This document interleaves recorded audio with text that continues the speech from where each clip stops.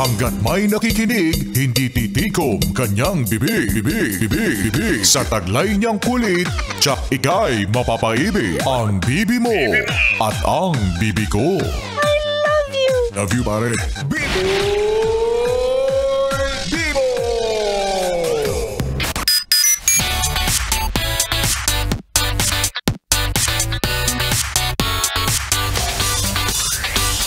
Yes, friend! 101.1 Yes, FM. At kasama mo na ang bibi mo sa radyo, DJ B-Boy Bibo! Yes, friend! Lahat ba kayo ay naghapunan na? O para sa mga hindi pa, kung magluluto ka pa, nako, alam mo, kanin na lang ang kulang. Kasi ako na yung ulam. I mean, sagot ko na yung ulam. Kapal na mukha ni Biboy, no? Wala, gutom tuloy ako bigla. Si Ganda-Wanda kasi nandito, parang ang sarap. Parang ang sarap-sarap niyang kasama kumain. Kayo naman. Ikaw ba, yes, friend? Ano ba yung paborito mong ulam or pagkain na hindi mo kailanman pagsasawaan? Yung tipong kahit ulit-ulitin, kahit ilang beses mong initin, kakainin at kakainin mo pa rin. Ako feeling ko, I would say fried chicken. Yan, ang sarap. Grabe, narinig ko pa lang yung pangalan. Oo, ipagkait mo na lang lahat sa akin, wag lang yung fried chicken. Kasi mahilig ako sa crispy at juicy. Gusto ko yung mga malulutong tapos makakatas. Or kahit anong luto, yan, basta manok, no? Favorite na favorite po ni Biboy Bibo ang chicken. Sama mo na pati manok ni San Pedro. Lahat yan kakainin ko.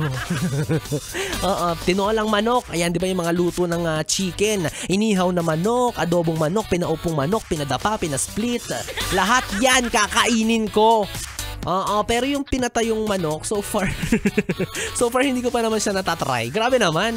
Wala pa naman ako sa point na kakain ako ng manok na buhay. O eto, ikaw naman, yes, pre, na kung magiging potahe ka sa isang karinderya, ano yun at bakit? Yan, diba? Ako feeling ko, kung magiging potahe ako, isa akong sinigang na hipon. Diba? Ang sarap!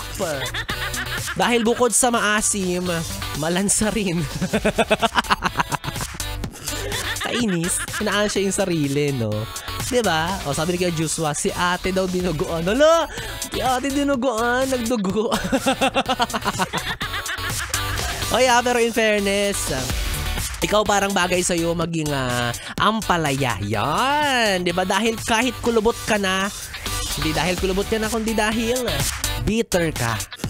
Pero ito, feeling ko, in fairness naman sa'yo, no? Kahit bitter ka at mapakla, aminin mo, maraming nasasarapan sa'yo. Oy! Tumaas na naman yung confidence niya. Well, masarap naman talaga yung ampalaya, diba? Pero mapait lang talaga dun sa part na hindi mo pwedeng ipilit yung sarili mo sa taong hindi ka na gusto. Naisegue ko yun. Nailaban ko yun. Yan ang sinasabi ko sa'yo. Tandaan mo na sa buhay na ito, minsan para tayong mga ulam sa karinderya. Bubuksan at titignan lang pero hindi naman pipiliin. Hindi naman kakainin. Iluluwa lang. Diba? Parang papapasukin tayo sa buhay niya. Tapos siya rin yung unang aalis sa buhay natin. Mga unfair ng buhay, diba? Diba? Ikaw na nga yung hinahain mo na yung sarili mo. Ino-offer mo na papapasukin ka na lang, kakainin ka na lang. Na parang pagkain sa karinderya tapos babaliwalain ka pa rin, di ba? Hindi ka pa rin gugustuhin. Di wag. Hindi nyo ba alam na sa amin ang tunay na sustansya? Charot. Kapal ng mukha. Sige na, ikaw, yes, friend, kung kasalukuyan kang kumakain ngayon, ipagpatuloy mo lang iyong pagsubo, pagnguya at paglunok. Happy eating and listening sa'yo, yes, pre, no? Dahil kapiling mo na ako, DJ B-Boy Bibo, ang DJ na single, ready to mingle, basta walang label. At ako na nga yung mga kapiling hanggang mamayang alas 12 para sa ating Baby Time. Dito pa rin at dito ka lang sa istasyong No Problem, ang 101.1 Yes FM. 101.1 Yes FM.